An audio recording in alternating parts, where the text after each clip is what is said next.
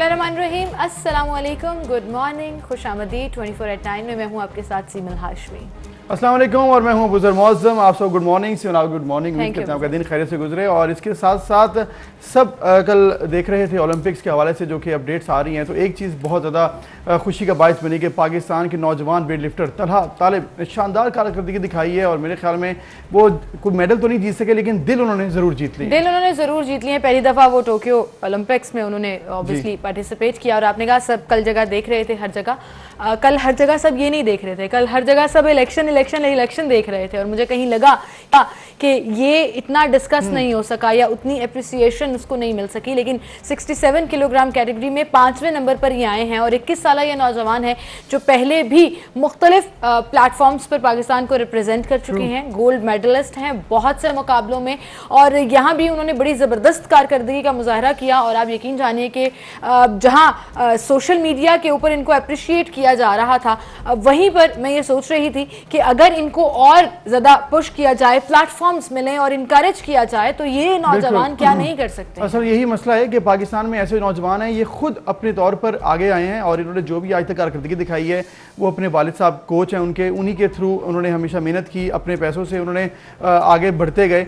Government ने कोई support नहीं किया। कल ट्विटर पर, सोशल मीडिया पर हर कोई यही बात कर रहा था कि अगर ये टैलेंट अपने तौर पर इस कदर आगे बढ़ सकता है, 2 किलोग्राम के फर्क से वो ब्रॉन्ज मेडल से दूर हुए, तो अगर गवर्नमेंट सपोर्ट करती, इंफ्रास्ट्रक्चर होता, बेहतर सहूलियात देते, तो कहीं नहीं गया था कि ये गोल्ड मेडल टॉप 3 में पोजीशन में आ ही जाते। बिल्कुल आ ही जाते। और ये बड़ा ज़रूरी भी था जी कि हम जो है वो इसको डिस्कस करें। इसी के साथ आज के दिन की मुनासिबत से भी बात करते हैं।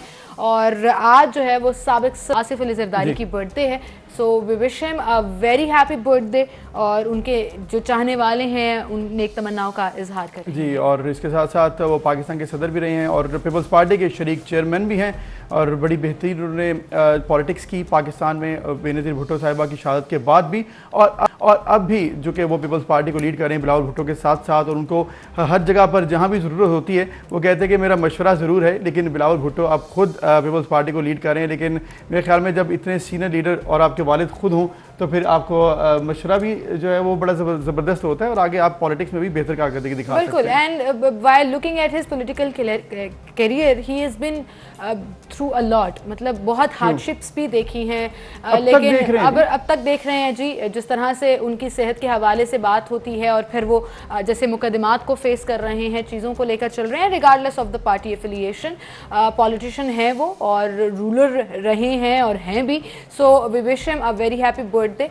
और हैप्पी बर्थडे जी। ट्विटर के ऊपर मैं वो उनको ढेर सारी नेक तमन्नाएं दें। बिल्कुल। और इसके साथ साथ जिस तरह से आपने जिक्र किया, कल एक चीज़ बहुत फोकस थी जहाँ पर ओलंपिक्स के हवाले से तलहा को देखना चाहिए था, लेकिन वहाँ पर देखा क्या गया, ज़्यादातर ऑब्वियसली मेन स्ट्रीम मीडिया पे सभी इस चीज़ को कवर कर रहे थे आज़ाद जम्मू कश्मीर के जो इलेक्शंस थे उस हवाले से। और ऐसे लगा कि वाकई कल कुछ जनरल इलेक्शन पाकिस्तान के हो रहे हैं, जितनी ज़्यादा कवरेज दी गई है, जितनी गहमा गहमी थी ओवरऑल, जिस तरह से वोटर्स आ रहे थे, वाकई बड़ा ज़बरदस्त इलेक्शन हुआ। और रिजल्ट्स में भी पाकिस्तान तहरीक इंसाफ ने सादा अक्सरियत हासिल कर ली है, तो इस पर हम बात करेंगे। और भी बहुत कुछ है जो प्रोग्राम में हम डिस्कस करेंगे। हम चलते हैं अपनी टॉप स्टोरीज की तरफ। टॉप स्टोरीज में सबसे पहले आज़ाद कश्मीर इंतखाबात, तहरीक इंसाफ ने सादा अक्सरियत हासिल कर ली है। पीपल्स पार्टी और नून लीग ने आज़ाद कश्मीर इलेक्शन में बड़े पैमाने पर धांधली के इल्ज़ामात लगा दिए। तहरीर शिकायत इलेक्शन कमीशन को जमा करवा दी गई। इसके अलावा आज प्रोग्राम में हम डिस्कस करेंगे नूर मुकदम कत्ल केस, जिसमें अदालत ने मुलजिम ज़ाहिर के वालिदैन और 2 घरेलू मुलाजमीन को 2 रोज़ा जिस्मानी रिमांड पर पुलिस के हवाले कर दिया है। और वालिदैन का बेटे की केस में पैरवी न करने का ऐलान। कोरोना के हवाले से आपको बताएंगे कि 32 मजीद अफराद जहाँ बहक हो चुके हैं और मस्बत केसेस की शरह 7.51 हो चुकी है। और कराची में आज से तालीमी इदारे, मज़ारात, तफरीही मकामात, सिनेमा घर, शादी हॉल्स बंद, जबकि कारोबारी मराकज़ भी शाम 6 बजे तक खुलेंगे।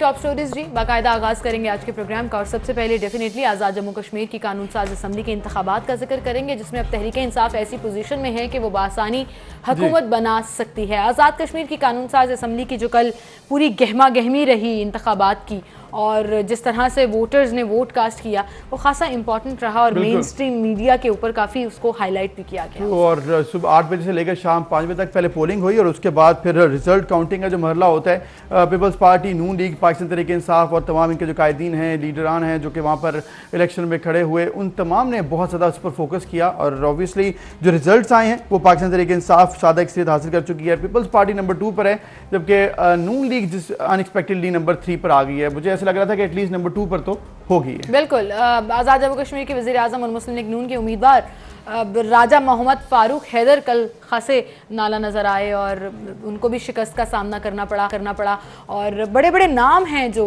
लग रहा था कि शायद आगे चले जाएंगे, जीत जाएंगे, लेकिन वो नहीं जीत सके। और करंट पोजीशन जो है वो ये है कि पाकिस्तान तहरीक इंसाफ को कश्मीर के अवाम ने इलेक्ट किया है। हम इस पर बात करेंगे। सीनियर एनालिस्ट अंजुम रशीद साहब हमारे साथ मौजूद हैं। अस्सलाम वालेकुम अंजुम साहब। अल्हम्दुलिल्लाह बिल्कुल ठीक ठाक। अंजुम साहब, इंतखाबात आज़ाद कश्मीर के और पाकिस्तान तहरीक इंसाफ को सादा अक्सरियत मिल गई है, कैसा देखा आपने इस पूरे दिन को जिसमें लोगों ने वोट कास्ट किए, उसके बाद काउंटिंग हुई, फिर रिजल्ट सामने आए? अच्छा, एक तो ये कि जो रिजल्ट आया है ये जब से पाकिस्तान बना यही सेट रूल है कि फेडरल गवर्नमेंट जिस पार्टी की होती है वही पार्टी जो है वो आज़ाद कश्मीर में इलेक्शन जीतती है। अच्छा, उसकी एक बहुत बड़ी रियल वजह है, मटीरियल वजह है, वो ये कि जो कश्मीर के अवाम हैं उनके जो मसाइल हैं, जब भी आप पूछते हैं आपके मीडिया के लोग, टेलीविज़न के लोग कि भी आपका क्या मसला है, तो जो उनके मसाइल हैं वो मसाइल जो हल करने होते हैं वो फेडरल गवर्नमेंट ने करने हैं, क्योंकि फेडरल गवर्नमेंट की तरफ से फंड्स आते हैं और फेडरल गवर्नमेंट ही जो है वो सपोर्ट करती है। जी। अच्छा, जो आम आदमी के मसाइल हैं वो हैं कि उसके घर में पानी है, उसके घर में जो है वो सीवरेज का सिस्टम ठीक है, उसके घर में बिजली आ रही है, गैस आ रही है, उसकी सड़क मौजूद है, उसके बच्चों के लिए स्कूल मौजूद है, उसकी जो है वो हॉस्पिटल जो है वो सरकारी मौजूद है। ये वो बेसिक चीज़ें हैं जो एक आदमी के बहुत से मसाइल और उसकी गुर्बत का एक मसला हल करते हैं जी। तो ये मसला जो है वो फेडरल गवर्नमेंट के साथ जुड़ा हुआ है, तो इसलिए लोग अपने मसाइल को हल करने के लिए फेडरल गवर्नमेंट को आमतौर पर वोट देते हैं। लेकिन जो मुझे हैरत अंगेज परफॉर्मेंस लगी है वो बिलावल भुट्टो की लगी है कि बिलावल भुट्टो ने जो है वो वहाँ पर इतनी शानदार परफॉर्मेंस की है कि तकरीबन 11 सीटों पे अभी वो जीत रहे हैं। तो ये एक बड़ी पाकिस्तान के आइंदा इलेक्शन के लिए भी एक इंडिकेटर हो सकता है, क्योंकि अब तक तो मेरे ऐसे लोगों का ख्याल था कि पीपल्स पार्टी पंजाब में जो है वो बिल्कुल परफॉर्म नहीं कर पा रही है, उसके पास पंजाब में जो है वो स्पेस नहीं है। लेकिन कश्मीर के इंतखाबात में जिस तरह से परफॉर्मेंस दी है, जिस तरह से वोट लिए हैं बिलावल भुट्टो ने, उसके बाद पंजाब के बारे में और जो आगे इलेक्शन होने हैं 2023 में उसके बारे में थोड़ी सी चीजें ठीक है। अंजुम साहब, आपके मुताबिक कि पीपल्स पार्टी ने बड़ी जबरदस्त परफॉर्मेंस दिखाई और ऑब्वियसली उनको 11 सीटें आई, नंबर 2 पे आई, लेकिन एक्सपेक्टेड ये था कि नून लीग एटलीस्ट सेकंड नंबर पर होगी, लेकिन नून लीग की 6-7 सीटें होना, आपको क्या लग रहा है कि कहीं पर पीपल्स पार्टी ने उनको मार्जिन दिया है या फिर वजह ये थी कि नून लीग से लोग क्योंकि 31 सीटों से 6 पे आना, ये ज़्यादा बड़ा चेंज नहीं नज़र आया आपको? एक ख्याल ये था कि मुस्लिम लीग नून जो है उसने पंजाब में अब तक जितने ज़मीनी इंतखाबात हुए थे उसमें बहुत अच्छा परफॉर्म किया था। और दूसरी बात ये कि जो मरीम नवाज़ हैं उन्होंने पंजाब में भी जो है वो क्राउड लिया था और मरीम नवाज़ ने जो है वो आज़ाद कश्मीर में भी क्राउड लिया। और मरीम नवाज़ का जो नैरेटिव था वो नैरेटिव तो वही था जो मियां नवाज शरीफ का नैरेटिव था, बहुत एग्रेसिव नैरेटिव था। वो तो फ़ौज के भी ख़िलाफ़ था और वो सिलेक्टेड कह रहे थे इमरान खान को कि वो इलेक्ट ही नहीं हुए, वो धांधली से उन्हें जितवाया गया। और वो जो हार्ड उनका जो बयानिया था उस पर ख्याल ये था कि ये हार्ड बयानिया जो है ये बहुत ज़्यादा वोट दिलवाएगा और बहुत ज़्यादा क्राउड लेके आएगा। तो क्राउड तो देखा कि मरीम का क्राउड बहुत बड़ा था, लेकिन बिलावल का क्राउड भी कोई छोटा नहीं था। बिलावल ने भी बड़े जलसे किए, लेकिन ये भी कह रहे थे और बहुत से एनालिस्ट कह रहे थे कि बिलावल भुट्टो जरदारी की गैर मौजूदगी ड्यूरिंग द कैंपेन जब वो अमेरिका चले गए कहीं ना कहीं नुकसान पहुंचाएगी। ये तो उल्टा हो गया, पीपल्स पार्टी का फायदा हो गया और ऐसा लग रहा है कि जो अग्रेसिव स्टैंस है मरियम नवाज या नून लीग का वो कश्मीर में नहीं चल सका। नहीं, ये देखिए इतना बड़ा स्टेटमेंट तो मैं नहीं दे सकता कि नहीं चला। देखिए 6 सीटें भी ली हैं, लेकिन बहुत कम है ना, बहुत मतलब कम है। 31 के कंपैरिजन में 6 पर आ जाना। भाई आप ठीक कह रहे हैं, लेकिन आम जो वोटर है उसको पता है कि उनकी ना ये सड़क बनवा सकते हैं, उनकी ना ये गली बनवा सकते हैं, उनको ना ये स्कूल ठीक करवा सकते हैं, ना स्कूल में टीचर ला सकते हैं, ना हॉस्पिटल में कोई बेहतरी कर सकते हैं, ना डॉक्टर ला सकते हैं, ना उनको पानी दिला सकते हैं, ना बिजली दिला सकते हैं। साहब, ये जो पॉइंट आप बता रहे हैं ना कि जो वफाक में होती है वही आज़ाद कश्मीर या फिर गिलगित में भी, लेकिन गिलगित में यही बात फॉलो सब कहते थे कि यूं ही होती है, लेकिन वहाँ पर बड़ा टफ कंपटीशन मिला, बड़ी मुश्किल से गवर्नमेंट बनाई पाकिस्तान तहरीक इंसाफ ने, कुछ इत्तेहादियों के साथ मिलाना पड़ा। यहाँ पर तो सादा अक्सरियत है, यानी कि यहाँ पर एक आपको ड्रास्टिक चेंज नजर आ रहा है। इस तरह से गिलगित में भी था, लेकिन वहाँ पे वोट कम मिले हैं पाकिस्तान तहरीक इंसाफ को गवर्नमेंट में होने के बावजूद। देखिए ना, यही वो पॉइंट है कि मरियम की जो परफॉर्मेंस थी वो लोगों को बहुत अट्रैक्ट कर रही थी, उनका बयानिया बहुत हार्ड है।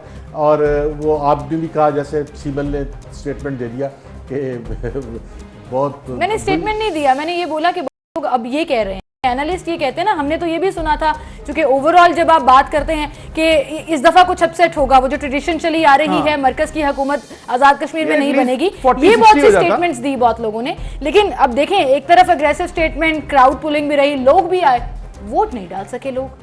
हाँ, लेकिन अब इससे जो मैं ये कह रहा हूँ कि क्योंकि ये जो इलेक्शन हुए, आप देखें कि इलेक्शन ऐसे लग रहा था जैसे ये पाकिस्तान के इलेक्शन है। मतलब पाकिस्तान से इलेक्शन से मुराद ये कि आज़ाद इलेक्शन में इन्होंने वही मसले और उसी तरह से कैंपेन चलाई और उसी नैरेटिव पे जो है वो कैंपेन चलाई जो पंजाब में और पाकिस्तान के दूसरे इलाकों में चलाते थे। तो अब इससे जो मैं नतीजा अखज़ कर सकता हूँ वो ये कि मुझे थोड़ा सा नज़र आ रहा है कि बिलावल भुट्टो अगले प्राइम मिनिस्टर के एक बड़े कैंडिडेट के तौर पर सामने आए हैं, क्योंकि बिलावल भुट्टो सिंध में तो वो सीटें लेंगे जितनी उन्होंने पिछली ली थी, शायद इस दफ़ा एक आध ज़्यादा ही लें, जो आम लोगों का ख्याल है। और कराची में भी इम्कान है कि वो 3-4 सीटें ज़्यादा निकाल लें।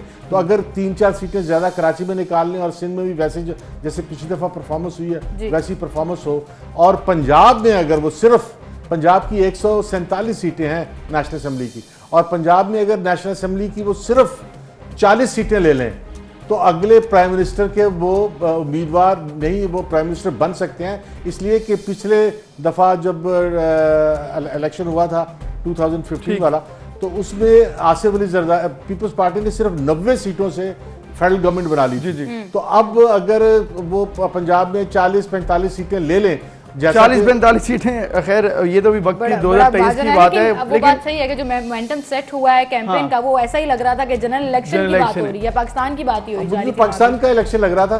तो अगर इसी तरह से बिलावल की परफॉर्मेंस रही और बिलावल ने यही रिजल्ट पंजाब में भी दे दिए, तो बिलावल बड़ा मजबूत कैंडिडेट है प्राइम मिनिस्टरशिप का। अंजुम साहब, अब आपके मुताबिक बिलावल भुट्टो साहब की परफॉर्मेंस तो अच्छी हो गई। अब अगर हम सवाल करें नून लीग का, नून लीग की परफॉर्मेंस तो सबके सामने आ गई कि 6 सीटें आई हैं। इसके अलावा जो मरीम साहिबा ने कहा था पहले कि अगर हम हार गए तो ऑब्वियसली वो इलेक्शन का रिजल्ट नहीं मानेंगे, उन्होंने कल भी कहा कि मैं इसको नहीं मानती, लेकिन फिर नेक्स्ट स्टेप उन्होंने कहा था कि मैं शायरा दस्तूर पर धरने की कॉल दे दूंगी। आपको लग रहा है कि वाकई ऐसा होगा या वेट किया जाएगा और बाकी जमातें अगर साथ ही देती हैं तो फिर ये कॉल जो है वापस ले ली जाएगी? देखिए, मैंने जो लेटेस्ट सुना है मरीम नवाज को, उन्होंने इलेक्शन में तनकीद की है, धांधली का इल्ज़ाम भी आयद किया, लेकिन उन्होंने वो धरने वाली बात नहीं की है। अच्छा, धरने वाली बात रिपीट करना जो है वो बहुत डेंजरस है। पाकिस्तान के जो पाकिस्तान का जो स्टैंड है कश्मीर पर, अगर कश्मीर के बारे में एक पाकिस्तान की नेशनल पार्टी जो है वो धरना दे दे और वो एक लड़ाई पे आ जाए कि यहाँ पे धांधली हुई है, तो पूरी दुनिया में पाकिस्तान का जो पाकिस्तान के इदारे हैं, पाकिस्तान की जो स्टेट है वो भी हिल के रह जाएगी। और मुझे इसमें बड़ा खतरा नज़र आ रहा है कि पाकिस्तान को बहुत सारा पॉलिटिकल नुकसान होगा इंटरनेशनल लेवल पे।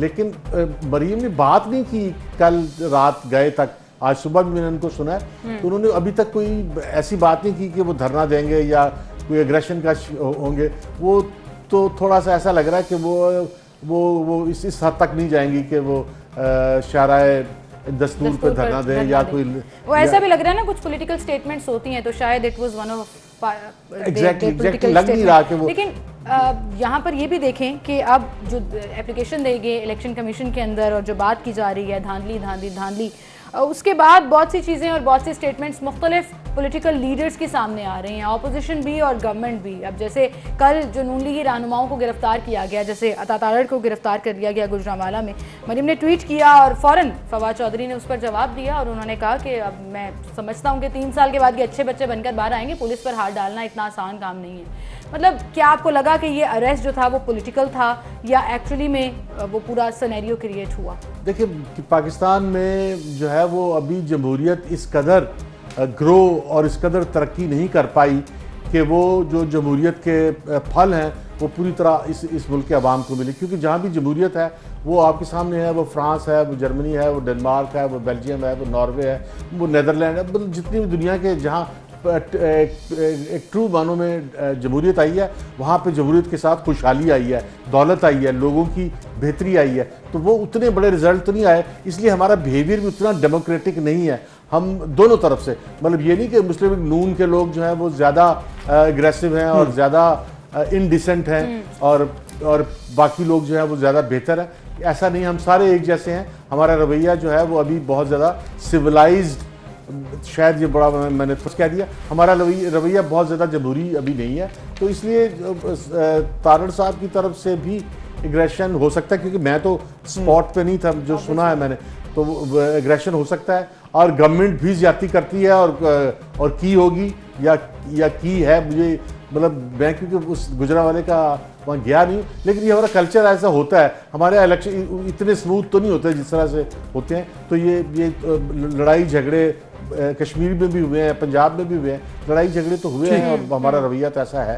बिल्कुल सही अंजुम रशीद साहब, आपसे हम इस बारे में गुफ्तगू करते रहेंगे क्योंकि बड़ा इशू अहम है। आपने रवैयों की बात की है, इसके अलावा हमने बात ये भी करनी कि राजा फ़रूक हैदर साहब और गुजरांवाला से इस्माइल गुजर साहब ने जिस तरह की बातें की थी उस पर आप क्या कहेंगे? ऑल्दो सब उसको क्रिटिसाइज़ भी कर रहे हैं, लेकिन इससे पहले क्योंकि बात हो रही है ऑनलाइन रिजल्ट्स भी आ रहे हैं, अब इस वक्त सबके सामने आ रहे हैं। बात ये की जाती है इलेक्शंस जो हैं सिविल के आइंदा आने वाले दिनों में ऑनलाइन डिजिटल इलेक्शंस होने चाहिए ताकि ये जो धांधली की मसला ना ये खत्म हो जाए। या आप डिजिटल करा लें या इलेक्ट्रॉनिक मशीन हाँ, इस्तेमाल कुछ कर ना लें, कुछ होना चाहिए। लेकिन वो आप साइड पे कर दें। फिलहाल मैं आपको एक डिजिटल इनकलाब की खबर सुनाती हूँ। और लाड़काना का एक गांव है वो व्हाट्सएप से चलने लगा है। वो कैसे कि तकनीकी तरक्की जो है वो शहरी जिंदगी के तकरीबन तमाम शोबों में तेजी से इस्लाहात लाई जा रही हैं और वो हम देख भी रहे हैं।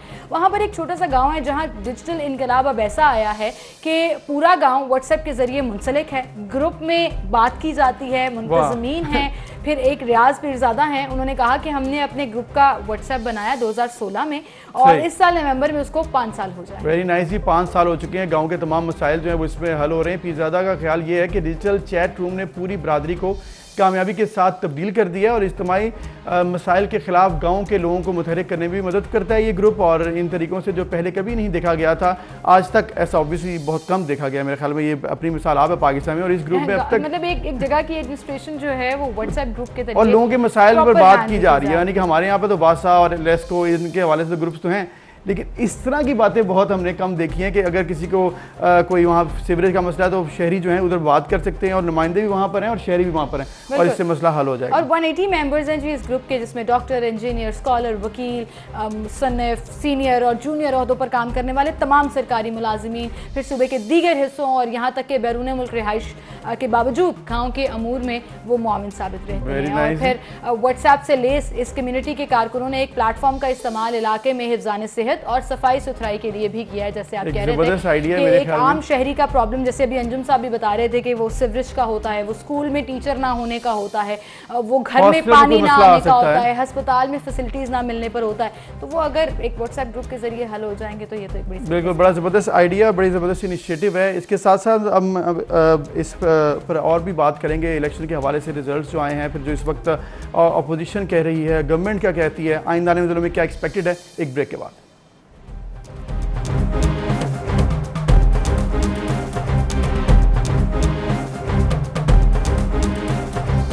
वेलकम नाज़रीन, हम बात करें आज़ाद कश्मीर के इलेक्शंस के हवाले से जो रिजल्ट्स आए हैं और उसके बाद जमहूरी सोच की बात की अंजुम रशीद साहब ने कि जमहूरी सोच अभी परवान नहीं चढ़ी। इसी सिलसिले में अंजुम साहब, अगर हम देखें कि राजा फारूक हैदर साहब 2 के 1 सीट हारे 1 सीट जीते, लेकिन उन्होंने कहा कि 250 साल गुलामाना सोच है जिसकी अक्कासी करते हैं ऐसे रिजल्ट इलेक्शन के जब आते हैं। फिर वहीं पर गुजरांवाला से नून लीग के उम्मीदवार थे इस्माइल गुजर साहब, उन्होंने धमकी दी कि अगर हमारी मदद ना की गई तो हम भारत की तरफ देखेंगे। इस तरह की बातें क्यों की जाती हैं? यानी कि आप अलग इलेक्शन जीत जाते तो फिर ऐसी बात ना होती। अब ऑल्दो सब इसको क्रिटिसाइज़ करें, नून लीग भी क्रिटिसाइज़ कर रही है, लेकिन ऐसा हुआ क्यों?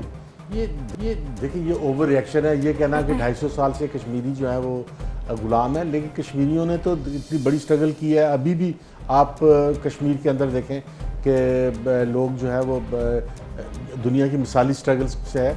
तो 250 साल से तो फिर हिंदुस्तान पूरे पे जो है वो पहले मुग़ल थे और फिर बाद में अंग्रेज़ आए, तो आप मुझे भी कह सकते हैं। लेकिन मेरा नहीं ख्याल कि ये राजा साहब का स्टेटमेंट जो है, फारूक हैदर साहब का, वो कोई ऑब्जेक्टिव है, वो इनका सब्जेक्टिव है, एक इंटरनल गुस्सा उसका इजहार, वरना इसमें कोई हकीकत नहीं है। मैं नहीं समझता कि इसमें कोई ऐसी कोई ठोस हकीकत है। कश्मीरी जो है वो अपना ओपिनियन दे रहे हैं और अपनी आज़ादी चाह रहे हैं। अब प्रॉब्लम यह है कि जो राजा साहब की बात समझ में नहीं आ रही कि भाई एक आम कश्मीरी जो है जो आज़ाद कश्मीर में रहता है, अगर उसके घर की सड़क टूटी भी है तो किसके पास जाएगा बनवाने के लिए? उसको बनवानी है या नहीं है? उसकी अगर सड़क नहीं बनती, उसको अगर पानी नहीं मिलता, उसको अगर गैस नहीं मिलती, उसको बिजली नहीं मिलती, वो तो एक तरह से वो गुर्बत के अंदर धंस जाएगा। आधी गुर्बत तो उसको इसी में दूर हो जाती है उस हर आदमी की कि भी मेरे घर में पानी आ रहा है, मुझे सुबह बिजली ठीक टाइम पे मिल रही है, गैस आ रही है, सड़क ठीक है, सीवरेज ठीक है, मेरा बच्चा स्कूल जा रहा है और सरकारी स्कूल है,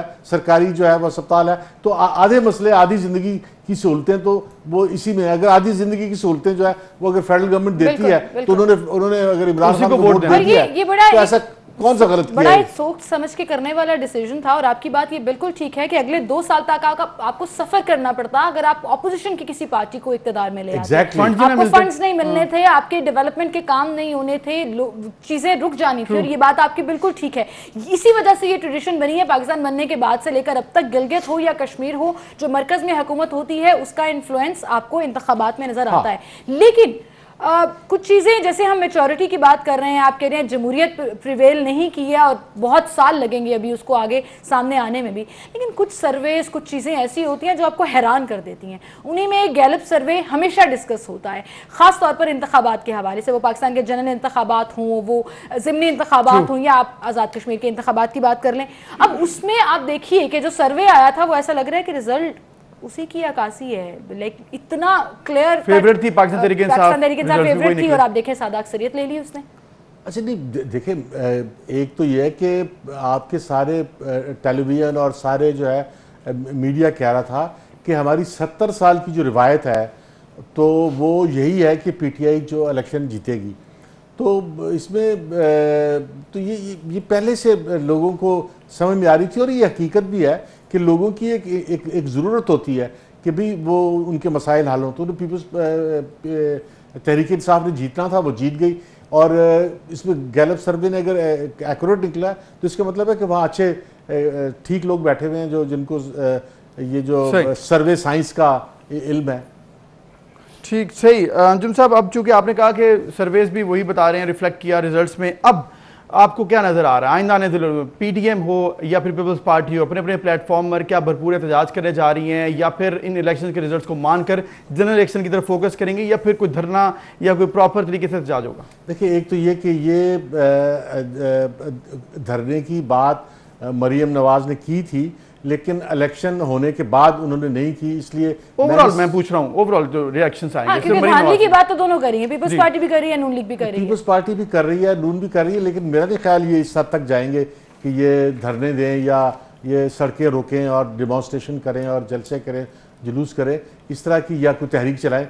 अभी तक जो पीपल्स पार्टी की तरफ से बातें आई हैं और जो मरियम नवाज की तरफ से बातें आई हैं, उसमें कहीं भी इशारा नहीं मिलता। अच्छा, आपको लग रहा है कि कोई धरना, कोई प्रोटेस्ट नहीं किया जाएगा, लेकिन पाकिस्तान तहरीक इंसाफ में कॉन्फिडेंस बहुत ज्यादा आगे आया और बहुत से लोग अब जब स्टेटमेंट दे रहे हैं, तो शेख रशीद ने भी कल ये कहा है कि अब तैयारी पकड़ लें जी, हुकूमत भी इमरान खान बनाएंगे। नहीं, ये पाकिस्तान ये जो तहरीक इंसाफ का कॉन्फिडेंस है वो मेरा भी ख्याल दुरुस्त है, क्योंकि थोड़ा ज्यादा हो गया। जो 2 साल बाद पाकिस्तान में इलेक्शन होने हैं ना, वो इलेक्शन ऐसे नहीं होने कि जो आज़ाद कश्मीर में होने हैं। आज़ाद कश्मीर में तो पहले से डिसाइड था कि भी फेडरल गवर्नमेंट किसकी है, मसले कौन हल करेगा। लेकिन जो पाकिस्तान में इलेक्शन होने हैं उसमें जो महंगाई है वो एक बहुत बड़ा, यू नेवर नो, गैरब सर्वे में 44% जो लोग हैं वो पाकिस्तान तहरीक-ए-इंसाफ को फेवरेट करार दे रहे हैं ओवरऑल।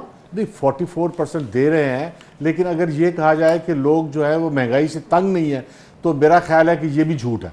जी और जी अगर आप लोग तो ऑब्वियसली ये तो कहते हैं कि महंगाई बहुत ज़्यादा है, बैड गवर्नेंस है, लेकिन इसके साथ साथ जो कि फेडरल में गवर्नमेंट इस टाइम पाकिस्तान तरीके से साफ किया है, तो जहाँ जहाँ पर भी उसे स्टेक्स मिलते हैं तो वहाँ पर अभी रिजल्ट नजर आ रहे हैं जो कि फेडरल गवर्नमेंट को सपोर्ट आ रहा है। अगर लोग पसंद करते हैं पाकिस्तान तहरीक इंसाफ को, तो आप यकीन जानिए पाकिस्तान में जब ये सर्वे होगा तो उसके क्या रिजल्ट्स आएंगे वो तो फिर इलेक्शन से पहले ही पता लगेगा। नहीं, कश्मीर के लोग पसंद करते हैं, कश्मीर के लोगों ने पसंद का ऐलान नहीं किया।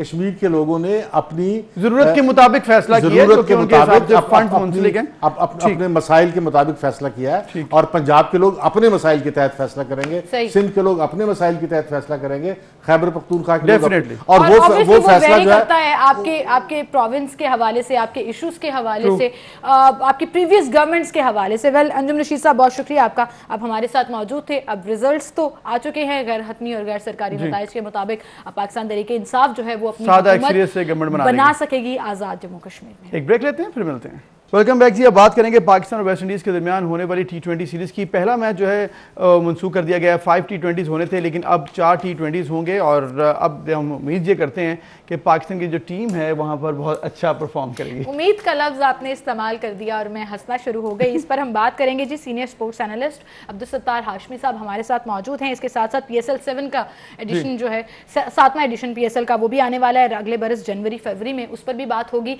अस्सलाम वालेकुम हाशमी साहब। जी वालेकुम अस्सलाम। बहुत शुक्रिया वक्त देने के लिए। ये उम्मीद का लफ्ज इस्तेमाल कर लिया अबूजर ने और मुझे लगा कि वी आर डूम्ड देयर, क्योंकि ऑलरेडी अभी जो हम उम्मीद करते हैं कि अच्छा खेलेंगे। जो रीसेंट हिस्ट्री है पाकिस्तान क्रिकेट टीम की वो कोई इतनी अच्छी नहीं है और हमने देखा कि वो किस तरह से बुरी तरह से पिट गए। अब वेस्ट इंडीज में आपको लग रहा है कि ये उम्मीद कुछ वाकई में कायम रहेगी? देखें जी, वैसे तो हम सब उम्मीद से ही रहते हैं हमेशा, लेकिन अभी जो अबूजर साहब ने फरमाया ना, तो मैं थोड़ा उनसे डिसएग्री करता हूँ। और आप उम्मीद ना रखें, आप बस दवा करें। मतलब आपको लग रहा है इस हद तक बात आ गई है? पाकिस्तान की टीम तो बड़ी अच्छी T20 भी खेलती है, टॉप 5 में एटलीस्ट रहते हैं हम हर दफ़ा। तो वेस्ट इंडीज़ में 2 के हार्ड हिटर्स हैं, लेकिन अच्छा गेम तो हो सकती है, एटलीस्ट जीते हारें बात की बात। देखें मेरी बात सुने, टीम की बात जब करें ना, तो टीम किन लोगों पर मुश्तमिल है ये भी तो देखें ना, आपकी सिलेक्शन क्या है। अब मैं थोड़ा सा, अगर मुझे मौका दें आप, तो मैं थोड़ा सा एनालिसिस करूंगा आपको कि पाकिस्तान की टीम वह टीम है जहां उसका ओपनर जो है वो चौथे नंबर पर जाके खेलता है, जहां पर आप ओपनर बाबर आजम से और रिजवान से ओपन करवाते हैं और फखर जमान को आप चौथे नंबर पर भेजते हैं। तो अब मुझे ये बताएं कि जो ओपनर है, बाबर आजम रन्स बना लेते हैं, लेकिन पावर प्ले में जो एक खिलाड़ी को करना चाहिए वो नहीं कर पाते। वो अपना स्ट्राइक रेट जो है वो इतना नहीं बढ़ाते और इतने रन्स नहीं बनते पावर प्ले में जितने बनने चाहिए। डीन जॉन्स कहते हैं कि पावर प्ले में पहले 3 खिलाड़ी आपके ऐसे होने चाहिए जो 90 से 100 रन्स बना सकें। लेकिन बदकिस्मती ये है कि बाबर आजम किसी हद तक अपनी इनिंग्स खेलते हैं, वो उस स्ट्राइक रेट को लेकर आगे नहीं चल पाते। तो मेरे ख्याल में अगर आप बाबर आजम को मिडल ऑर्डर में ले आएँ या अपर ऑर्डर में ले आएँ और फ़खर को वहाँ करवाएं, फ़खर चौथे 5वें पे जाकर 30-35 रन बना देता है, तो ओपन पे भी वो इतने ही बनाएगा, लिहाजा उसको क्या जरूरत है आप नीचे जाकर खिलाते हैं। तो रिजवान और उसकी अगर ओपन करवाते हैं तो नीचे मिडिल ऑर्डर में आपके पास है क्या? बाबर आजम रह जाएंगे, उसके बाद हफीज हैं, उन्होंने इंग्लैंड में क्या दिखाया है, टोटल उनके मेरे ख्याल 21-22 रन बनते हैं तीनों मैचेस में। उसके बाद सुहेब है। अब सुहेब के बारे में बड़ी उम्मीदें थी और खुद उन्होंने फरमाया जी मैंने 5 साल तक अपनी खामियों को दूर किया और टीम में दोबारा वापस आया हूँ। क्या दोबारा वापस आए जी? 15 रन, 16 रन, 20 रन, 19 रन। तो हमें तो सुहेब के ये 19-20 रन नहीं चाहिए, हमें तो चाहिए जैसन रॉय जैसी जो है इनिंग्स चाहिए। जी। तो उस बंदे को कोई समझाने वाला ही नहीं है कि यार तुम अगर एक ओवर में 2 चौके या 1 छक्का लगा लिया है तो इट्स इनफ, आप अगले में चले जाएं, आप अगले में चले जाएं। तो आशिफ साहब आपके कहने का मतलब ये है कि हम अपना ऑर्डर ही डिसाइड नहीं कर सके, बैटिंग ऑर्डर, और खास तौर पर मुझे तो ये लगता है कि पिछली कई सीरीज से जो हम खेलते रहे हैं हमें अपना ओपनर नहीं मिल सका, प्रॉपर ओपनर हम डिसाइड ही नहीं कर सके कि हमने करना क्या है। बहुत सी टीमों की फिक्स्ड होती है। ये बिल्कुल सही कह रहे हैं आपके सईद अनवर और सुहेल के बाद जो है ना हमारे पास कोई ओपनर टिक नहीं सका, आ नहीं सका। ये प्रॉब्लम तीनों फॉर्मेट्स में है, लेकिन हमारा मिडिल ऑर्डर खाली है। मतलब पूरा मिडिल ऑर्डर 4-5 बल्लेबाज जो है ना वो मिलकर 50 रन बनाते हैं। तो अगर आखिर में हसन अली चौके छक्के ना मारे तो आपकी टीम तो 100-125 पे बुक हो जाती है। लेकिन ये जो मॉडर्न क्रिकेट है इसमें कम से कम 200 रन होंगे तो फाइटिंग रन होंगे, अदरवाइज नहीं होंगे। अब आप वेस्ट इंडीज गए हैं, वेस्ट इंडीज की जो टीम है वैसे तो अगर उसका रैंकिंग नंबर देखेंगे तो वो 9वां-10वां बनता है जाके, लेकिन इस वक्त उनकी जो तैयारी है आप देखें कि इतनी जबरदस्त तैयारी है। और आपकी बात बिल्कुल ठीक है कि तैयारी उनकी इतनी जबरदस्त है कि वो हमें मुश्किल टाइम दे सकते हैं और फिर दुआ की जरूरत ही रह जाती है। और इसके साथ साथ एक और चीज़ है कि वो बड़े इंपॉर्टेंट उनके पास हार्ड हिटर्स हैं जो कि पाकिस्तान के लिए मुश्किल डाल सकते हैं। हाशमी साहब, एक और इशू जिस पर आपसे बात करेंगे PSL के हवाले से। PSL 7 पाकिस्तान के लिए जो कि ऐसे कहा जाता है T20 की फैक्ट्री है, ये प्लेयर्स निकालने के लिए जनवरी-फरवरी में शेड्यूल कर ली गई है, इत्तेफाक हो चुका है। कैसे देखते हैं आप इसको? देखें हमारे लिए तो ये फैक्ट्री जो है वो वनडे के लिए भी और टेस्ट के लिए भी है। हमारे जो सिलेक्टर्स हैं वो सारी टीमों का चुनाव ही T20 से करते हैं, इसके अलावा उनके पास और कोई तरीकाकारी नहीं है। यहाँ पर जो 7th शेड्यूल आ रहा है या 7th सीजन जो आ रहा है PSL का, ये इस लिहाज से बड़ा इंपॉर्टेंट है कि क्रिकेट बोर्ड को ये चाहिए कि वो देखे कि ये जो शेड्यूल है हमारा IPL इंडिया के साथ मुतसादम ना हो, क्योंकि जिन दिनों ये शेड्यूल कर रहे हैं उन्हीं दिनों IPL इंडिया में हो रहा है और दुनिया के बेशतर खिलाड़ी IPL खेलना पसंद करेंगे PSL की बजाय। तो PSL को पहली दफा बहुत ज्यादा ये एक होगा सामना कि इंटरनेशनल खिलाड़ी बहुत कम आएंगे। अच्छा, ये एक प्रॉब्लम होगा, ये एक बड़ा सेटबैक हो सकता है अगर डेट्स क्रॉस कर गई और स्केड्यूल क्रॉस कर गया। आपकी ये बात बिल्कुल ठीक है और बड़ी प्री हैंड आपने ये बात की है पहले से। अगर अभी से इस चीज पर गौर कर लिया जाए तो शायद इससे बचा जा सकता है। बिल्कुल हाशमी साहब, आपका बहुत शुक्रिया इसमें।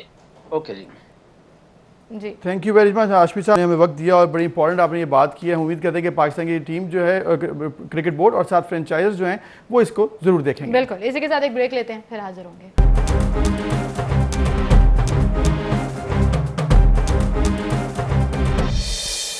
Welcome back. एक बार फिर से आपको खुशामदीद कहेंगे। कोविड के वार रुक नहीं रहे और पाकिस्तान में जो पॉजिटिव रेशो है वो 7% क्रॉस कर गई है। गुज़श्ता 24 घंटों के दौरान पाकिस्तान में मजीद 32 अफराद जाँ बहक हुए, जबकि जो NCOC ने दादोशुमार जारी किए हैं उसमें गुज़श्ता 24 घंटों के दौरान 3752 केसेस जो हैं वो सामने आए हैं। जी, और एक दफ़ा फिर से रेशो भी बढ़ रही है और इसी वजह से अब सख्त फैसले भी किए जा सकते हैं।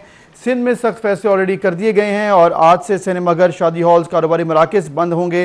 कारोबारी मराकज़ जो है वो 6 बजे तक उनमें ऑपरेशनल टाइमिंग होंगी। तालीमी इदारे बंद हैं, मज़ारात और तफरीह मकामात भी बंद है, यानी कि सख्ती मज़ीद की गई है सिंध में। और डेल्टा वायरस के हवाले से भी बहुत कहा जा रहा है कि वो भी इस वक्त बहुत ज़्यादा सिंध में फैल चुका है। बिल्कुल, सिंध में चूंकि रेशो बहुत ज़्यादा है और 100% डेल्टा वेरिएंट जो है वो रिपोर्ट हो रहा है और जिस कदर तेज़ी से ये फैलता है और इसके जो वार हैं वो किस तरह आपकी हेल्थ को डाउन कर देते हैं, ये बड़े अच्छे से डॉक्टर्स एक्सप्लेन भी कर रहे हैं। लेकिन हमें अपने आप को बचाने की ज़रूरत है और गवर्नमेंट भी उस हवाले से इकदाम कर रही है। इस पर हम बात करेंगे।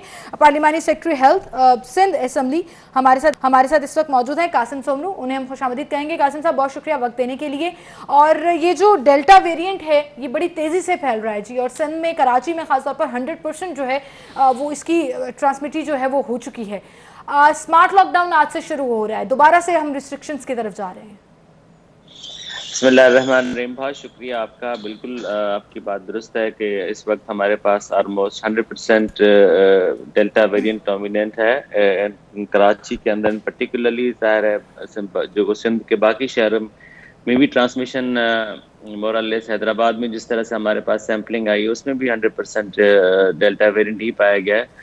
तो ये एक आपको पता है कि ये इसकी इन्फेक्टिविटी बहुत ज़्यादा है और हमने जितनी सोशल मोबिलिटी के लिए जितनी स्पेस दी थी हमारे सिंध के लोगों को और इन टर्म्स ऑफ पाकिस्तान के लोगों को भी, तो उसका नुकसान ये हुआ है कि लोगों ने SOPs को फॉलो करना छोड़ दिया और हमें इस बात के लिए छोड़ दिया है कि हम जो है वो एक्सपेंसिव मेयर्स ऑफ जो है ना वो लें। एक्सपेंसिव मेयर्स क्या हैं कि हम अब दोबारा से जिस तरह से हमने फर्स्ट वेव में हमारे हॉस्पिटल बेड्स बढ़ाए थे, हमने वेंटिलेटर्स बेड बढ़ाए थे, हमने ऑक्सीजन की जो है वो कैपेसिटी को बढ़ाया था, तो हम दोबारा से उसी जो है वो पोजीशन में आ गए कि हम दोबारा बेड्स बढ़ा रहे हैं, हम ऑक्सीजन की जो है वो कैपेसिटीज को बढ़ा रहे हैं।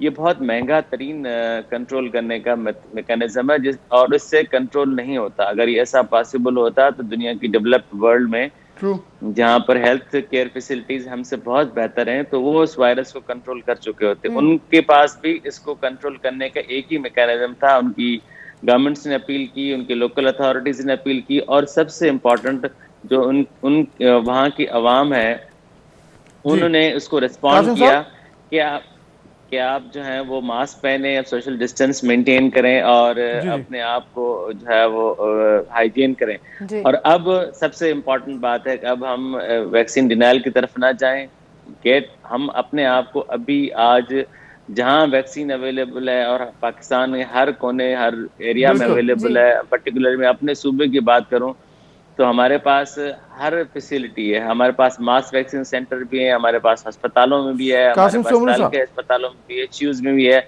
और सर इम्पोर्टेंट बात कि हमारे पास अब ड्राइव इन वैक्सीन सेंटर भी है। कराची में आप चले जाएं, गाड़ी में बैठे रहें और आपके वाइटल्स भी जो है वो चेक हो जाएंगे और साथ साथ आप वैक्सीनेट भी हो जाएंगे। ठीक, कासिम सोमर साहब आपने बड़ी ज़बरदस्त बात की है कि ये सब चीज़ें अवेलेबल हैं, लोग फॉलो नहीं कर रहे हैं। इसी सिलसिले में अब चूंकि आपने लॉकडाउन भी लगा दिया, मजीद सख्ती भी कर रहे हैं SOPs की, जो लोग फॉलो नहीं कर रहे, वहीं पर यह भी कहा जा रहा है कि जो लोग वैक्सीनेशन नहीं लगवाएंगे उनकी आइंदा आने वाले दिनों में ये भी गवर्नमेंट सिंध ने कहा है कि मोबाइल सिम बंद कर दी जाएंगी, सोशल मीडिया अकाउंट्स ब्लॉक करने की सिफारिश की गई है। क्या वाकई इसके लिए सीरियसली सोचा जा रहा है? इसके लिए खत लिख दिया गया है? सर बिल्कुल, हमने खत जो है वो बिल्कुल लिख दिया। ईद के दूसरे दिन, तीसरे दिन इनफैक्ट हमने खत जो है NCOC को लिख दिया है कि आप इस पे मेजर्स ले लें। और हम देखें, हमारा मतलब ये नहीं है कि हम लोगों को, मैंने आपसे हम 12 आपके प्रोग्राम में डिस्कस करते रहे कि हम किसी सख्ती की तरफ उस वक्त जाएंगे जब हम देखेंगे कि हमारी पब्लिक हेल्थ कंप्रोमाइज हो रही है। और हम किसी और की जो है वो गलती का हम एक मास लेवल पर जो हमें पता है कि बहुत सारे लोगों में सैनिटी है, बहुत सारी मेजॉरिटी ऑफ द पॉपुलेशन है वो जो है वो इसमें इस तरह से रहना चाहती है, लेकिन जो चंद ऐसे लोग हैं जो इसमें शोर शराबा करते हैं, चंद ऐसे लोग हैं जो इन चीज़ों को वायलेट करते हैं, चंद ऐसे लोग हैं जो अपने मीडिया सोशल मीडिया अकाउंट से गलत खबरें फैलाते हैं। बिल्कुल सही। तो उनके अलावा भी एक तो वो उससे गर्व होगा, तो दूसरा ये, मैं एक मिनट में अपनी बात कंप्लीट कर लूँ। एक दूसरा ये है कि हम चाहते हैं कि लोग वॉलंटियरली अपने आप को वैक्सीनेट करें। हमें इन मेजर्स की तरफ जाने की जरूरत महसूस ना पड़े। हम चाहते हैं कि हम लोग खुद आएँ, वैक्सीनेट करवाएं, हमें इतला करें कि आपको कहीं टीमें भेजनी है तो हम भेज देंगे, लेकिन इसका कोई और हल नहीं है हमारे पास। हल इसका एक ही है कि हम जब तक इस म्यूटेशन को खत्म करने का एक ही रास्ता है कि हम अपने आप की, हमारी पूरी आबादी वैक्सीनेट हो। बिल्कुल सही। और आपकी बात ये बिल्कुल ठीक है कि सख्ती तभी की जाती है जब बात ना सुनी जाए, और मैं समझती हूँ कि सख्ती करनी चाहिए भी। तभी डेवलप कंट्रीज में रूल्स होते हैं, जुर्माने होते हैं, ताकि लोग फॉलो करें। और अगर आप इस चीज़ के ऊपर जाएंगे तो लोग एक्चुअली फिर इसको सीरियस लेना भी शुरू कर देंगे। नोबडी वांट्स कि उनकी सिम ब्लॉक हो जाए या as per matter social media accounts block हो जाए। लेकिन जो सख्ती की जा रही है, खास तौर पर कारोबारी मराकज जो सिंध में अब बंद कर दिए गए और 6 बजे की टाइम रिस्ट्रिक्शन कर दी गई, क्या ताजिर बरादरी आपके साथ खड़ी है? क्योंकि हमेशा उनकी तरफ से एतराज आता है, सबसे ज्यादा कारोबार उनका सफर करता है। देखें, कारोबार सफर करना, हमने उनके लिए आसानियां रखी ना। हमने उनसे रिक्वेस्ट की कि आप अपने स्टाफ को वैक्सीनेट करवाएं। आपके पास जो शख्स शॉपिंग के लिए या किसी जरूरत के लिए आता है तो आप उसकी वैक्सीन कार्ड चेक करते हैं। तो इससे हमें मदद मिलेगी ना, सरकार को मदद मिलेगी, आपके कारोबार को भी कोई नुकसान नहीं होगा।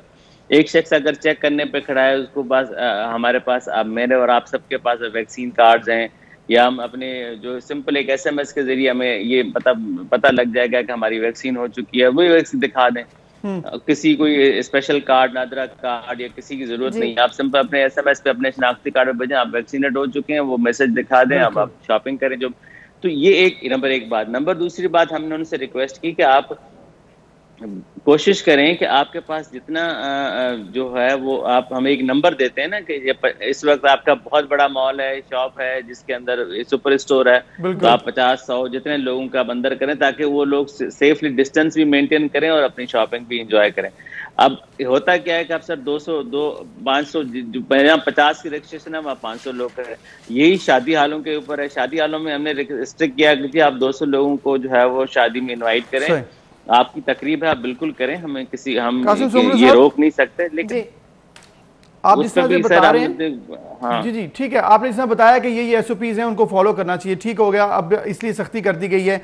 अब बात हो रही है वैक्सीनेशन की, जिस तरह से डेल्टा वेरिएंट बहुत तेजी से फैल रहा है, टारगेट्स क्या सेट किए हैं फेडरल गवर्नमेंट ने? तो कह दिया सैयद उमर साहब ने कि अगस्त में हमने 40% बड़े शहरों में, 70% छोटे शहरों में मुकम्मल करनी है, पिंडी में भी 70% करनी है। सिंध में कोई टारगेट सेट किया गया कितने लोगों को वैक्सीनेट करना है अगस्त के महीने में? बिल्कुल सर, हम जो है वो हर महीने, हम हर रोज इस वक्त 1 लाख से ऊपर वैक्सीनेट कर रहे हैं। इस वक्त भी हम, अब मेजॉरिटी हमारी अर्बन क्लस्टर्स हैं, लेकिन फिर भी अब आप मेरे डिस्ट्रिक्ट की बात करें, मैं अपने डिस्ट्रिक्ट थरपारकर की बात करूं तो वहां पर इस वक्त भी जो हमने टारगेट सेट किया उससे हम जो है, अगर मिसाल हमने टारगेट वहां पर रखा है पॉपुलेशन के बेस पर कि अगर हम 4000 अशखास को एक दिन में हम जो है वो वैक्सीनेट करें तो वहाँ 5000 वैक्सीनेट हो रही है। अब ये रूरल सोसाइटी में लोगों में टेंडेंसी आ गई, ट्रेंड आ गया है, और फिर ये जो थोड़ी बहुत सख्तियां हैं कि जी आपका मोबाइल बंद हो जाएगा और अकाउंट्स बंद हो जाएंगे और एटसेट्रा, तो उससे भी लोगों में थोड़ा सा ये इसमें जो है वो तेजी आई है। लेकिन इसके अलावा भी अभी कराची में हम सिर्फ टोटल अगर हम देखें तो कराची में हम 20% पे खड़े हैं। उसमें भी जाहिर है बहुत सारे लोग कराची से बाहर के भी होंगे, बाहर हम, और फिर हमारे दूसरे सूबों से लोग भी कराची आते हैं तो वो भी वैक्सीनेट हुए होंगे। लेकिन हमें कराची को अगले 2-3 महीनों में हम ये जहां लोग कहें, अपने अपार्टमेंट्स में कहें, अपार्टमेंट की बिल्डिंग में कहें, हम टीमें भेजने के लिए तैयार हैं, अपने मोहल्लों में कहें हम टीमें भेजने के लिए तैयार हैं। खुद से चल के हमारे मास वैक्सीन सेंटर पे आए 50-50 हजार लोग, अब 15 मिनट से ज्यादा आपको टाइम नहीं लगेगा, इतना अच्छा सॉफ्ट मैकेनिज्म। फिर आप अपनी गाड़ी में बैठे रहे, आप गाड़ी में बैठे रहे, हम आपको वैक्सीनेट कर देंगे। तो ये इतनी आसान सहूलतें अब हम इससे ज्यादा सरकार, और भी कोई अगर तजवीज है, कोई अगर इस तरह के लोग जो वैक्सीन के पॉइंट ऑफ व्यू को तजवीज देना चाहते हैं तो वी आर मोस्ट वेलकम, हम उसको भी करने के लिए तैयार। सही सही, यानी कि पूरी तरह से अकोमोडेट कर रहे हैं। अब लोगों का काम है कि वो खुद जाएं या इन्फॉर्म करें कि उन्होंने वैक्सीन लगवानी है, और घरों में जाकर आपने कहा कि वैक्सीन आप लगाएंगे, कोई इन्फॉर्म कर दे, या जैसे पंजाब में भी ये सिलसिला आप शुरू कर रहे हैं, उन्होंने बाकायदा टीमें तश्कील दे दी हैं जो घरों में जाकर वैक्सीन लगाएंगी लोगों को। सर ये कहिएगा, चूँकि हम डेल्टा वेरिएंट की बात कर रहे हैं और इंडिया में जो तबाही मचाई है इस वेरिएंट ने, खुदा ना खास्ता, अल्लाह माफ़ करे, हमें अल्लाह ताला उससे महफूज रखे, लेकिन अगर इसकी ट्रांसमिटी और बढ़ती चली गई, आप देखें विद इन डेज ये 7+ पे चली गई positive ratio all over the country, तो क्या हम दोबारा से लॉकडाउन, अभी तो स्मार्ट लॉकडाउन है, दोबारा से मजीद सख्तियों की तरफ तो नहीं जा रहे?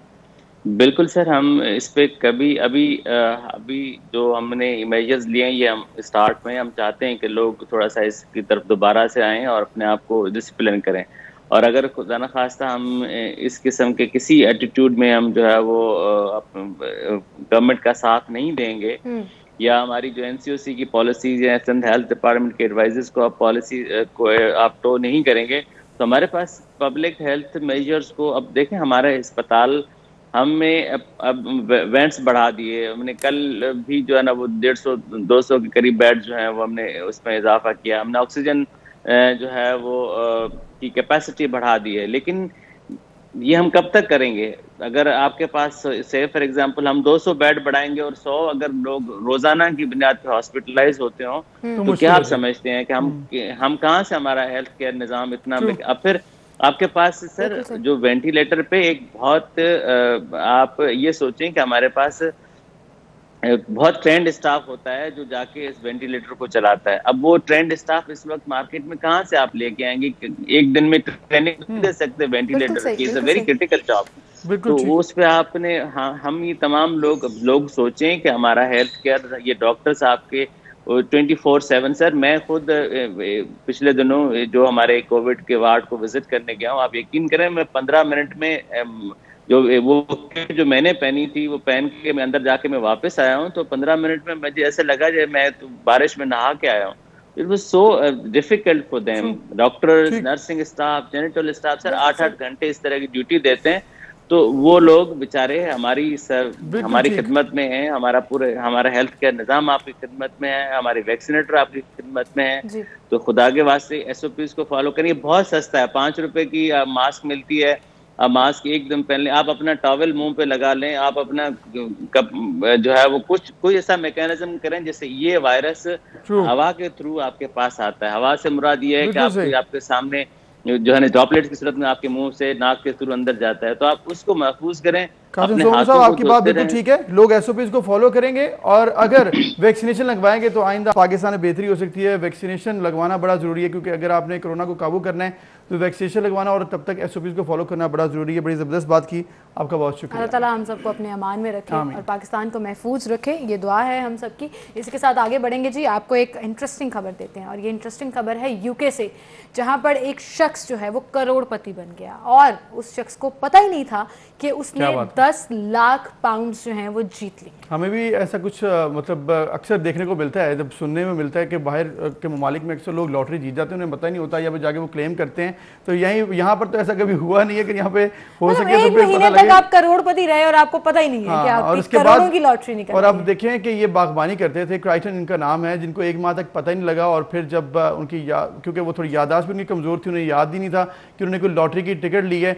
लेकिन अब जब वो अखबार के ऊपर आया कि एक लॉटरी टिकट जो कि 10 लाख पाउंड जीत चुकी है, वो शख्स ने अभी तक क्लेम नहीं किया, तो उन्होंने अपनी लॉटरी टिकट को टटोला और वो मिल गई और फिर उन्हें मालूम हुआ कि वो एक करोड़पति शख्स बन चुके हैं। और आप देखें कि कितनी वैसे ये इंटरेस्टिंग चीज़ है कि आप ने लेकर लॉटरी बस ऐसे ही रख दी और ऐसे उसके बाद जो है ऐसे लगता है ना कि ये दफ़ा ऐसे लगता है कि आप एक्सपेक्ट नहीं करते। लेकिन एक इंटरेस्टिंग बात उन्होंने कहा कि मैंने अपनी नौकरी नहीं छोड़नी है, इन पैसों से मैं अपना घर खरीदूंगा और टूरिज्म के हवाले से उन्होंने कहा कि मैंने कुछ जगह ऐसी देखनी है, जो मर्जी करें, करोड़ों रुपए मिले हैं आपको और आप जीत गए हैं, और उन्होंने कहा उनका शौक भी हो सकता है। वेल, ये ऐसे इंसिडेंट्स जो हैं वो दुनिया में होते रहते हैं। फिलहाल हमें चलना है एक ब्रेक की तरफ, दोबारा हाजिर होंगे।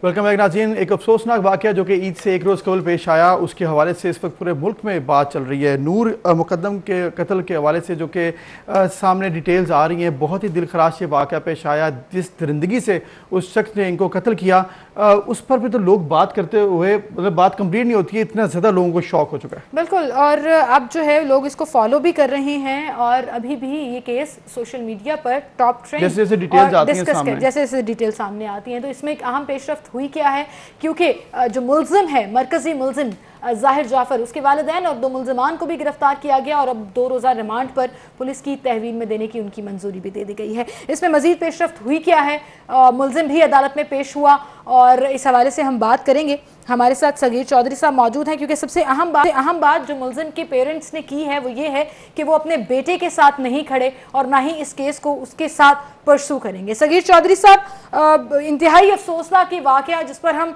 फॉलो अप लेना चाह रहे हैं कि अब मज़ीद इसमें क्या इन्वेस्टिगेशंस के इंकशाफात हुए हैं और अदालती कार्रवाई में पेरेंट्स और मुलाजमीन जो हैं वो भी अब तहवील में हैं पुलिस के। जी देखें, पहली बात तो यह है कि नूर मुकद्दम के केस जो है वो वाकई ही एक टॉप ट्रेंड बन चुका है और एक जो है वो मिसाल है इस्लामाबाद पुलिस के लिए भी, क्योंकि पुलिस की जानिब से जो है ये बर वक्त कार्रवाई की गई है। और मैं एक समझता हूँ कि पुलिस, इस्लामाबाद पुलिस अगर बर वक्त कार्रवाई ना करती तो शायद मुल्ज़िम जो है वो आज ये सलाखों के पीछे ना होता। चूँकि आप शायद नहीं जानते कि ये फैमिली कितनी बाअसर है और कितना प्रेशर था पुलिस पे, IG पे, इसके अलावा SSP इन्वेस्टिगेशन पे, और इस सारे प्रेशर और दबाव को जो है वो एक तरफ रखते हुए जो है वो पुलिस ने ये फैसला किया कि जो तफ्तीश होगी वो मेरिट पे होगी, और मेरिट पे तफ्तीश जो है हम सबको नज़र आ रही है। पहले जो है वो मुल्ज़िम को रेड हैंडेड पकड़ा गया उसी घर से और आला कत्ल जो है वो बरामद हुआ था। उसके बाद मुल्ज़िम का रिमांड चल रहा है, आज फिर दोबारा मुल्ज़िम को अदालत में पेश किया जाएगा ज़ाहिर को। लेकिन अहम बात यह है कि उसके वालिदैन जो कि जिन्होंने हक़ाइक़ छुपाए थे, पुलिस उनसे पूछती रही लेकिन वो बार बार अपना बयान बदल रहे थे और कुछ सही पुलिस को बात नहीं बता रहे थे और शवाहिद छुपाने की कोशिश कर रहे थे, जिस पर पुलिस ने उनको बाकायदा तौर पर फिर अरेस्ट किया और अरेस्ट करने के बाद कल उनको अदालत में पेश करके उनका जिस्मानी रिमांड भी हासिल कर लिया है। 2 रोज़ा जिस्मानी रिमांड है और ये पुलिस की एक बड़ी कामयाबी है। इसके अलावा जो 2 मुलाजिम थे उनका एक बड़ा नेगेटिव जो है वो रोल रहा है सारे एपिसोड में, कि वो मुलाजिम सब कुछ जानते थे। जब ये नूर मुकद्दम मकतूला जो है उसने जान छुड़ाने के लिए दीवार फलांगने की कोशिश की रोशनदान से, तो उसको फिर घसीट कर जो है मुलजम कमरे तक लाया।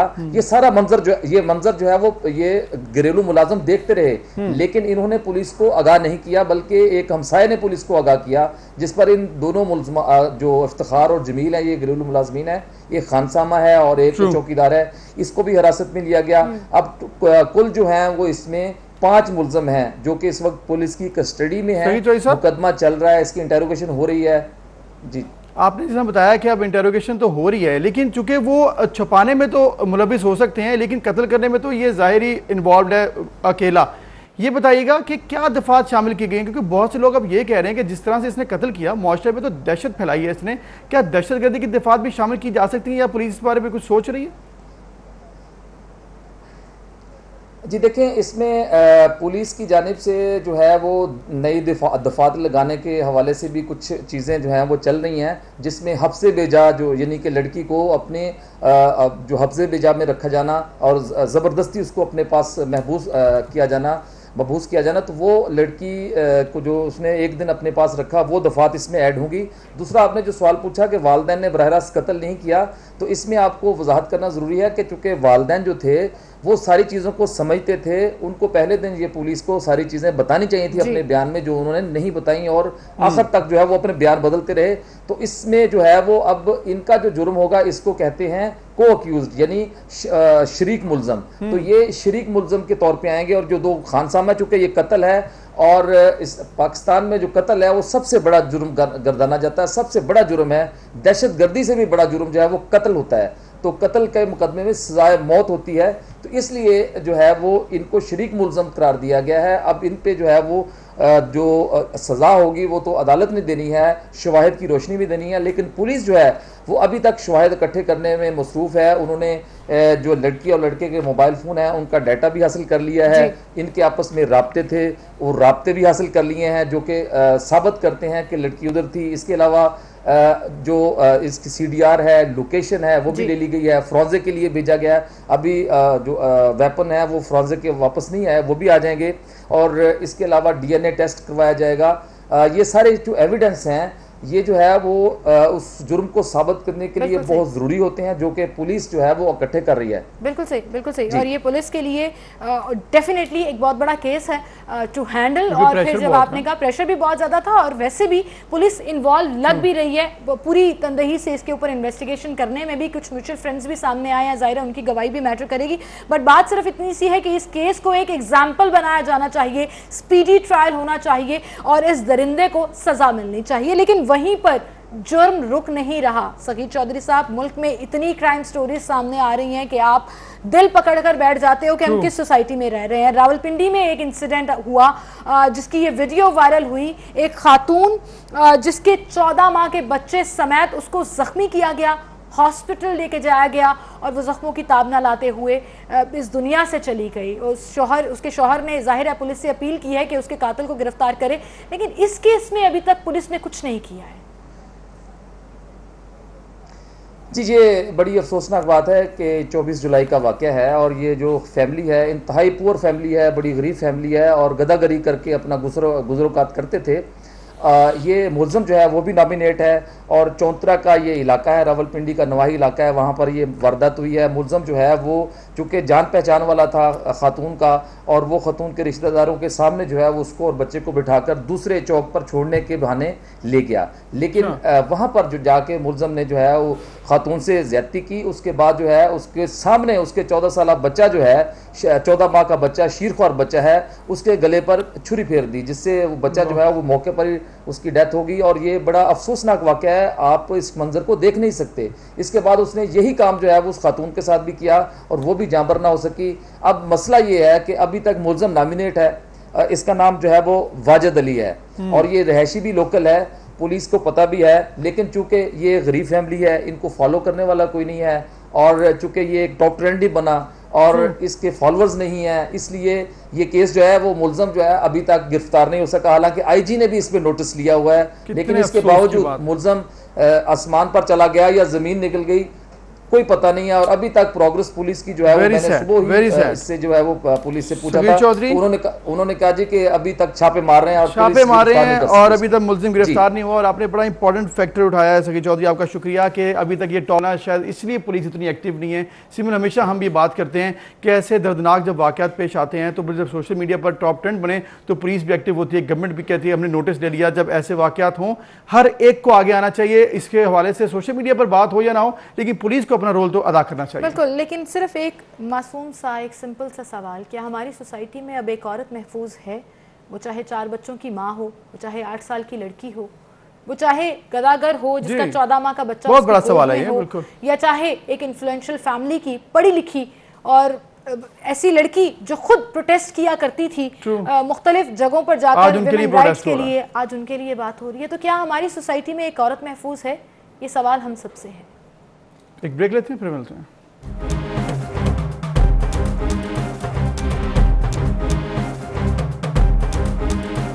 Welcome back. एक बार फिर से आपको खुशामदीद कहेंगे और एक सवाल जिस नोट पर हमने ब्रेक ली थी कि क्या इस सोसाइटी में लड़की, चाहे वो 5 साल की हो, वो 8 साल की हो, वो 15 साल की हो या 4 बच्चों की माँ हो, वो औरत, वो लड़की क्या महफूज है इस सोसाइटी में?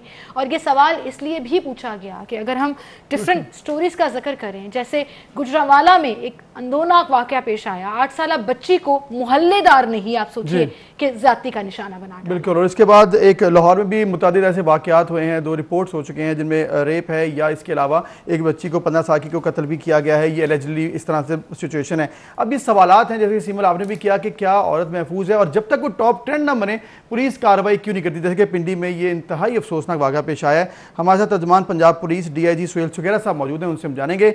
सुहेल सुगैरा साहब, बहुत शुक्रिया, आपने वक्त दिया। इंतहाई अफसोसनाक ये वाक़यात सामने आ रहे हैं।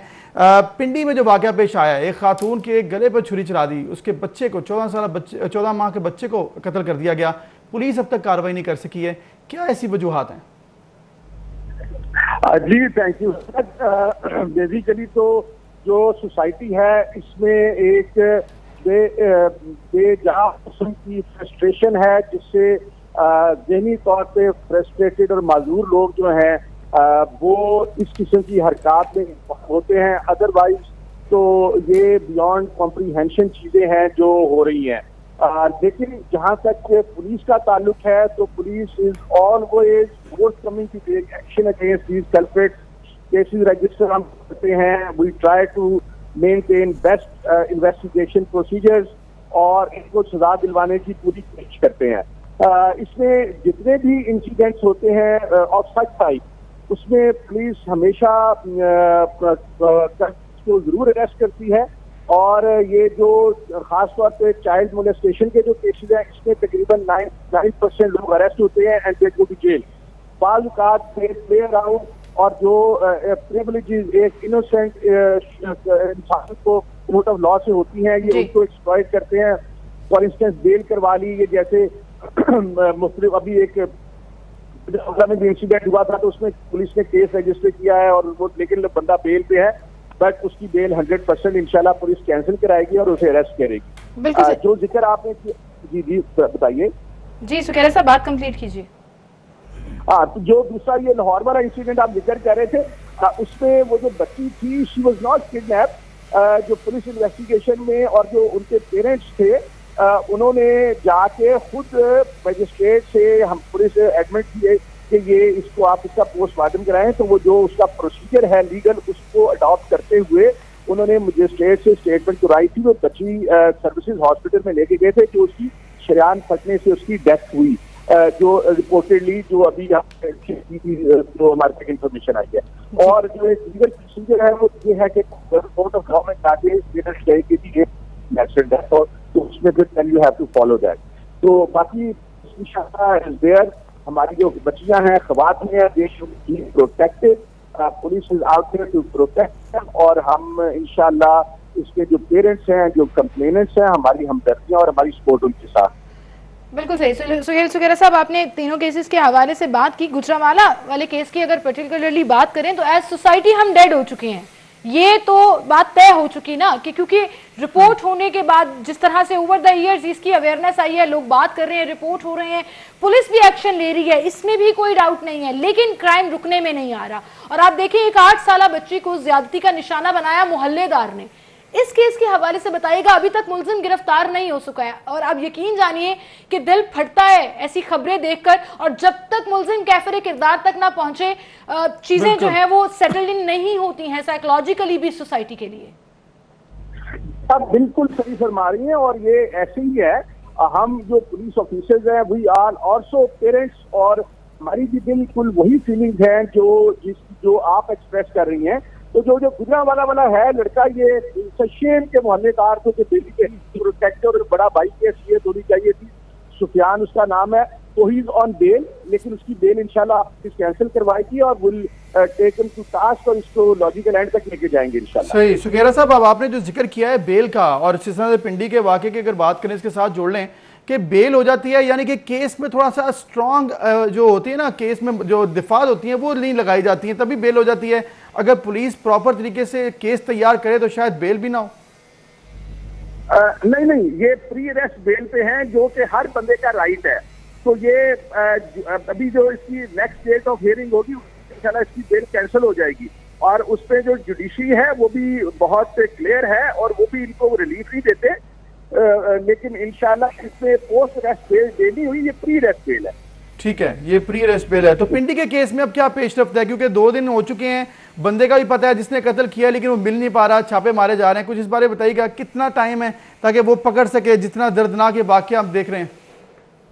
जी बिल्कुल, ये बहुत एक दिलसोज और दर्दनाक वाक्य है, लेकिन ट्रस्टी के जो सीपीओ पिंडी हैं एहसन यूनुस बड़े हार्ड वर्किंग ऑफिसर हैं और बड़े अल्लाह से डरने वाले हैं और इंतहाई इंटेग्रिटी और हार्ड वर्किंग ऑफिसर हैं।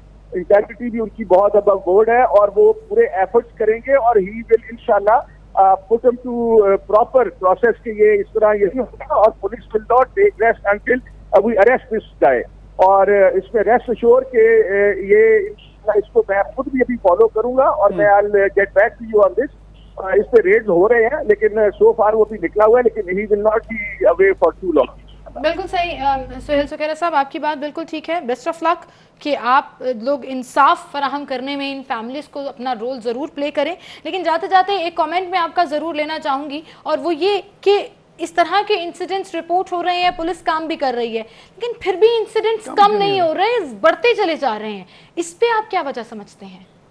जी ये बेसिकली मैं इस पे मेरी सजेशन ये है कि हम इसको आइसोलेशन में कंसीडर नहीं कर सकते।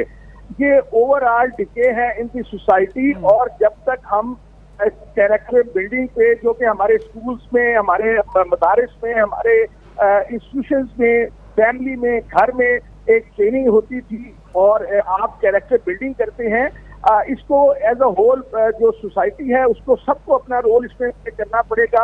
अब जैसे कि आप देख लें कि जो डायमंड वाला इंसिडेंट है उसमें 3 साल बच्ची है और वो टीचर का हस्बैंड है स्कूल में, और वो आप देखें वो अब उसकी अगर आप एक्सपीरियंस देखें मैं आपसे उसकी फोटो शेयर कर दूंगा। मतलब देखने से वो बड़ा ही एक रिलीजियस टाइप बंदा लगता है, लेकिन उसके अंदर क्या एक भयानक इंसान बस रहा है, वो अब उस पर क्या कर सकता है। बिल्कुल सही, बिल्कुल सही। ये सोसाइटी एज अ होल हमारी डिग्रेड कर गई है और उसको आगे बढ़ना होगा, कैरेक्टर बिल्डिंग करनी होगी। सुहेल सुखेरा साहब का बहुत उम्मीद करते हैं कि जल्द से जल्द ये तमाम मुल्ज़िमान हैं उनको गिरफ्तार कर लिया जाएगा। बिल्कुल, इसी के साथ आपसे इजाज़त चाहेंगे। इंशाल्लाह कल मुलाकात होगी, अपना ख्याल रखिएगा। अल्लाह हाफ़िज़।